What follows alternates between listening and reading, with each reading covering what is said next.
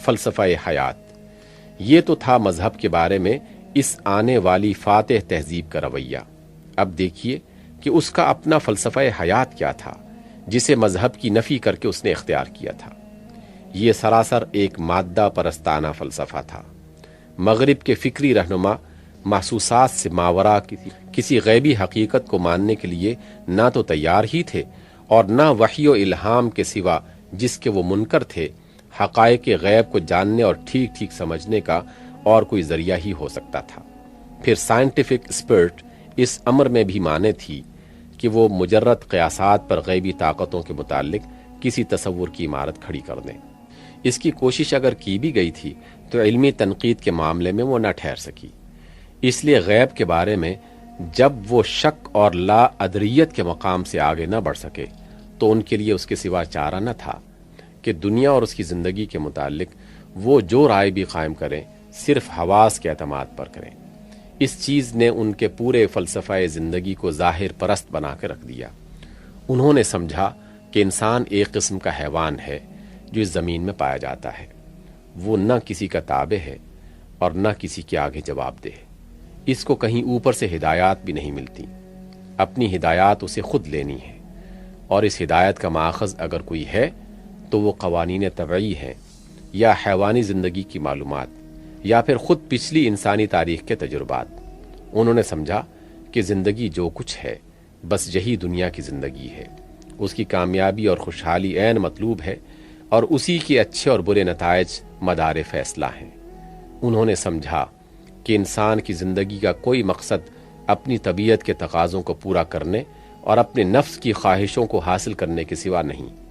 انہوں نے سمجھا کہ حقیقت جو کچھ بھی ہے ان ہی چیزوں کی ہے کہ جن کو ناپا تولا جا سکے، یا جن کا وزن و قدر کسی طرح کی پیمائش قبول کر سکے۔ جو چیزیں اس نوعیت کی نہیں ہیں وہ بے حقیقت اور بے قدر ہیں، ان کے پیچھے پڑنا وقت ضائع کرنا ہے۔ میں یہاں ان فلسفیانہ نظاموں کا ذکر نہیں کر رہا جو مغرب میں بنے، کتابوں میں لکھے گئے اور یونیورسٹیوں میں پڑھائے جاتے رہے۔ میں اس تصور کائنات و انسان اور اس تصور حیات و دنیا کا ذکر کر رہا ہوں جسے مغربی تہذیب و تمدن نے اپنے اندر جذب کیا، اور جو ایک مغربی کے ذہن میں اور اس سے اثر لینے والے ایک عام آدمی کے ذہن میں پیوست ہوا۔ اس کا خلاصہ وہی کچھ ہے جو میں نے آپ کے سامنے بیان کیا ہے۔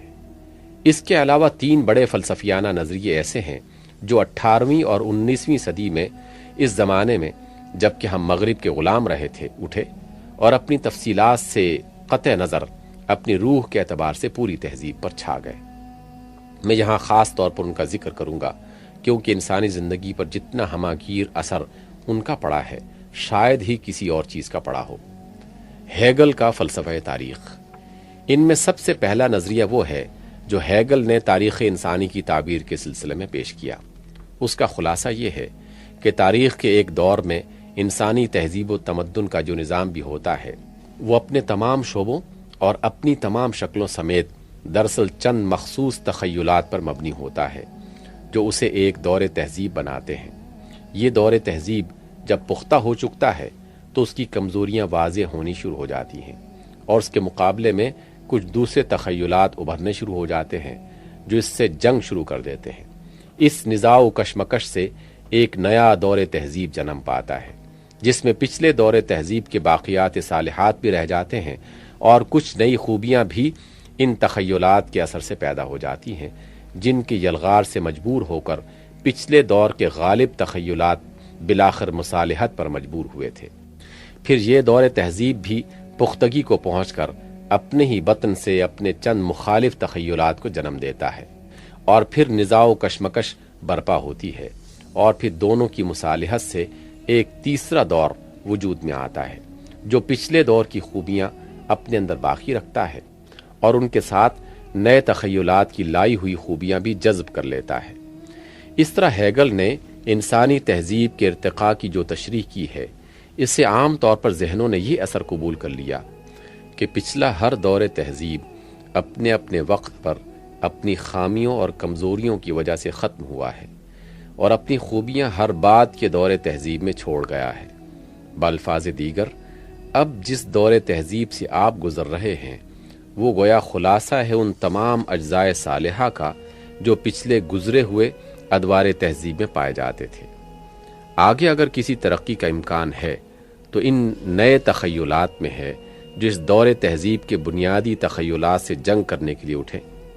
پچھلے ادوار میں کچھ چیزیں ایسی موجود نہیں ہیں جس سے ہدایت و رہنمائی حاصل کرنے کے لیے اب پیچھے پلٹ کر دیکھنے کی ضرورت ہو، کیونکہ ان کے جو اجزاء بعد کے ادوار تہذیب میں جذب نہیں ہوئے، ان کو آزما کر اور ناقص پا کر انسانی تاریخ پہلے ہی ٹھکرا چکی ہے۔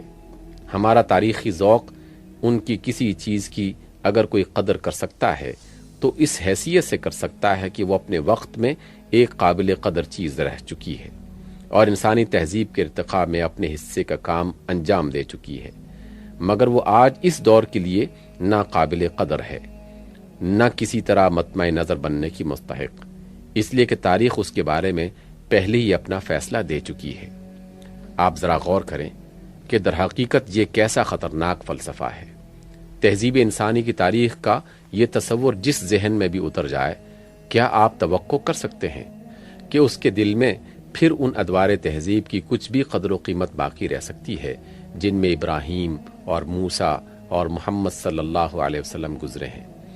کیا وہ کبھی دور نبوت اور خلافت راشدہ کی طرف بھی ہدایت و رہنمائی کے لیے رجوع کر سکتا ہے؟ دراصل یہ ایک ایسا مدلل اور منظم فکری حملہ ہے جس کی ضرب اگر کسی ذہن پر کاری لگ جائے تو اس میں دینی تخیل کی جڑ ہی کٹ کے رہ جاتی ہے۔ ڈارون کا نظریہ ارتقاء، دوسرا فلسفہ جو 19ویں صدی میں ابھرا اور انسانی ذہنوں پر چھایا، وہ ڈارون کے نظریہ ارتقاء کا پیدا کرتا تھا۔ مجھے یہاں ان کے حیاتیاتی پہلو سے بحث نہیں، میں اس کے صرف ان فلسفیانہ اثرات سے بحث کر رہا ہوں جو ڈارون کے طرز استدلال اور اس کے اخذ کردہ نتائج سے نکل کر وسیع تر اجتماعی فکر میں جذب ہوئے۔ عام انسانی ذہن نے ڈارون کے بیان سے متاثر ہو کر کائنات کا جو تصور قائم کیا تھا وہ یہ تھا کہ کائنات ایک رزم گاہ ہے جہاں ہر آن ہر طرف زندگی و بقا کے لیے ایک ابدی جنگ برپا ہے۔ نظام فطرت ہے ہی کچھ ایسا کہ جسے زندہ اور باقی رہنا ہو اسے نزاع اور کشمکش اور مزاحمت کرنی پڑتی ہے، اور مزاج فطرت واقعی ہی کچھ اس طرح کا ہوا ہے کہ اس کی نگاہ میں وہی بقا کا مستحق ہے جو قوت بقا کا ثبوت دے دے۔ اس بے رحم نظام میں جو فنا ہوتا ہے وہ اس لیے فنا ہوتا ہے کہ وہ کمزور ہے اور اسے فنا ہونا ہی چاہیے، اور جو باقی رہتا ہے وہ اس لیے باقی رہتا ہے کہ وہ طاقتور ہے اور اسے باقی رہنا چاہیے۔ زمین اور اس کا ماحول اور اس کے وسائل زندگی، غرض جہاں جو کچھ بھی ہے طاقتور کا حق ہے۔ جس نے زندہ رہنے کی قابلیت کا ثبوت دے دیا ہو، کمزور کا ان چیزوں پر کوئی حق نہیں ہے۔ اسے طاقتور کے لیے جگہ خالی کرنی چاہیے، اور طاقتور سراسر برسر حق ہے اگر وہ اسے مٹا کر یا ہٹا کر اس کی جگہ لے لیتا ہے۔ غور کیجئے، یہ تصور کائنات جن دماغوں میں بیٹھ جائے اور نظام فطرت کو اس نگاہ سے دیکھا جانے لگے تو انسان کے لیے کیا کچھ بن کر رہے گا۔ اس فلسفہ زندگی میں ہمدردی، محبت، رحم، ایثار اور اس طرح کے دوسرے شریفانہ انسانی جذبات کے لیے کیا جگہ رہ سکتی ہے؟ اس میں عدل و انصاف، امانت و دیانت اور صداقت اور راست بازی کا کیا کام؟ اس میں حق کا وہ مفہوم کہاں باقی رہتا ہے جو کبھی کمزور کو بھی پہنچ سکتا ہے، اور ظلم کے وہ معنی کب ہو سکتے ہیں جن سے کبھی طاقتور بھی گناہگار ٹھہرایا جا سکتا ہے؟ لڑنے جھگڑنے کا کام اگرچہ پہلے بھی انسان کرتا رہا ہے، مگر اسے فساد سمجھا جاتا تھا، اور اب وہ عین تقاضائے فطرت ہے، کیونکہ کائنات تو ہے ہی ایک میدان جنگ۔ ظلم پہلے بھی دنیا میں ہوتا تھا، مگر پہلے وہ ظلم تھا، اور اب اسے ایک نئی منطق مل گئی ہے جس سے وہ طاقتور کا حق بن گیا ہے۔ اس فلسفے کے بعد یورپ والوں کو ان تمام مظالم کے لیے جو انہوں نے دوسری قوموں پر ڈھائے ایک محکم دلیل ہاتھ آ گئی۔ انہوں نے غلام بنایا تو یہ گویا ان کا حق تھا جو انہوں نے عین قانون فطرت کے مطابق حاصل کیا۔ مٹنے والے مٹنے ہی کے مستحق تھے، اور ان کی جگہ لینے والوں کا حق یہی تھا کہ وہ ان کی جگہ لیں۔ اس بارے میں اگر اہل مغرب کے ضمیر میں پہلے کوئی خلش تھی تو ڈارون کے منطق نے اسے دلائل و شواہد سے دور کر دیا۔ سائنس میں اس نظریے کی حیثیت جیسی کچھ بھی ہو، معاشرت اور تمدن اور سیاست میں آ کر تو اس نے انسان کو انسان کے لیے بھیڑیا بنا کے رکھ دیا ہے۔ مارکس کی مادی تعبیر تاریخ۔ اسی کا ہم جنس ایک اور فلسفہ تھا جو ڈارون ہی کے زمانے میں مارکس کی مادی تعبیر تاریخ کے بطن سے نکلا۔ اس کی تفصیلات اور اس کے دلائل سے میں یہاں کوئی بحث نہیں کروں گا اور نہ اس کی علمی حیثیت پر کوئی تنقید کروں گا۔ میں یہاں صرف یہ بتانا چاہتا ہوں کہ انسانی ذہن کو اس نے بھی حیات دنیا کا وہی تصور دیا جو پہلے ہیگل نے فکر کی دنیا کو رزمگاہ بنا کر پیش کیا تھا۔ ڈارون نے کائنات اور نظام فطرت کو میدان جنگ بنا کر دکھایا اور مارکس نے وہی تصویر انسانی معاشرے کی بنیاد بنا کر رکھ دیا۔ اس تصویر میں انسان ہم کو شروع سے لڑتا جھگڑتا نظر آتا ہے۔ اس کی فطرت کا تقاضا یہی ہے کہ اپنی اغراض اور اپنے مقصد کے لیے اپنے ہم جنسوں سے لڑے۔ وہ سراسر خود غرضی کی بنیاد پر ان طبقوں میں کشمکش اور نزاع برپا کر رہی ہے اور انسانی تاریخ کا سارا ارتقاء اسی خود غرضانہ طبقاتی کشمکش کی بدولت ہوا ہے۔ قوموں اور قوموں کی لڑائی تو درکنار، خود ایک ہی قوم کے مختلف طبقوں کی لڑائی بھی اس تصویر میں ہم کو سراسر ایک تقاضائے فطرت نظر آتی ہے۔ اس میں ہم دیکھتے ہیں کہ انسان اور انسان کے درمیان اگر کوئی رشتہ ہے تو وہ صرف اغراض و مفاد کے اشتراک کا رشتہ ہے۔ ان رشتہ داروں سے ملنا اور متفق ہو کر ان سب لوگوں سے لڑنا جن سے آدمی کی معاشی اغراض متصادم ہوں، خواہ وہ اپنے ہی ہم قوم اور ہم مذہب کیوں نہ ہوں، سراسر حق ہے اور اس حرکت کا ارتکاب نہیں بلکہ اس سے اجتناب خلاف فطرت ہے۔ اخلاق، یہ تھے وہ فلسفے اور عقائد و افکار جو فاتح تہذیب کے ساتھ آئے اور ہم پر مسلط ہوئے۔ اب دیکھیے کہ اخلاق کے معاملے میں ان آنے والوں کے ساتھ کس قسم کے نظریات اور عملیات یہاں درآمد ہوئے۔ خدا اور آخرت کو نظر انداز کر دینے کے بعد ظاہر ہے کہ اخلاق کے لیے مادی قدروں کے سوا کوئی قدر اور تجربی بنیادوں کے سوا کوئی بنیاد باقی نہیں رہتی۔ اس معاملے میں اگر کوئی شخص چاہے کہ وہ قدریں جو مذہب نے دی ہیں مذہب کے سوا کسی دوسری بنیاد پر قائم رہیں، اور وہ اخلاقی اصول جو انبیاء علیہم السلام کی تعلیمات سے انسان نے سیکھے تھے ایمان کے سوا کسی اور چیز کے سہارے انسانی زندگی میں چلتے رہیں، تو یہ کسی طرح ممکن نہیں ہے۔ اسی لیے اہل مغرب میں سے جن لوگوں نے اس کی کوشش کی وہ ناکام ہوئے۔ بے دینی اور انکار آخرت کی فضا میں فی الواقع جس فلسفہ اخلاق کو فروغ نصیب ہوا اور عملاً اہل مغرب کی زندگی میں جس نے رواج پایا، وہ تھا خالص افادیت کا فلسفہ، جس کے ساتھ لذتیت کے ایک سادہ سے مادہ پرستانہ فلسفے کی آمیزش ہو گئی تھی۔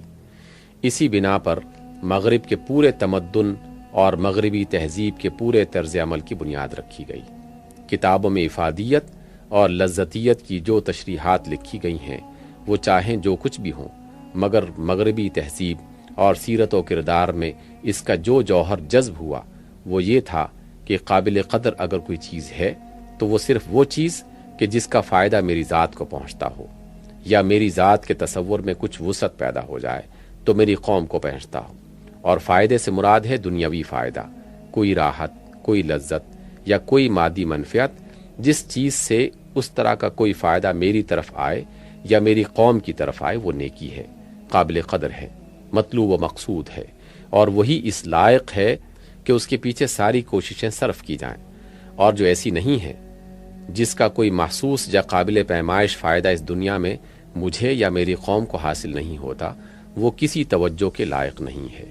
اور اس کے برعکس جو چیز دنیاوی حیثیت سے نقصان دہ ہے، وہ دنیاوی فائدوں اور لذتوں سے محروم کرنے والی ہے، وہی بدی اور وہی گناہ ہے، اس سے اجتناب لازم ہے۔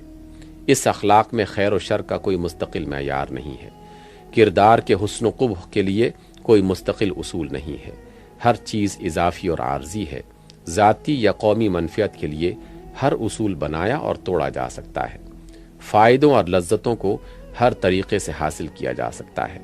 آج جو کچھ خیر ہے وہ کل شر ہو سکتا ہے، ایک کے لیے حق و باطل کا معیار اور ہے اور دوسرے کے لیے اور، حلال اور حرام کی کوئی مستقل تمیز جس کا ہر حال میں لحاظ رکھا جائے، اور حق و باطل کا کوئی ابدی فرق جو کسی حال میں نہ بدلے، ایک دقیانوسی تصور ہے جسے ترقی کے قدم بہت پیچھے چھوڑ آئے ہیں۔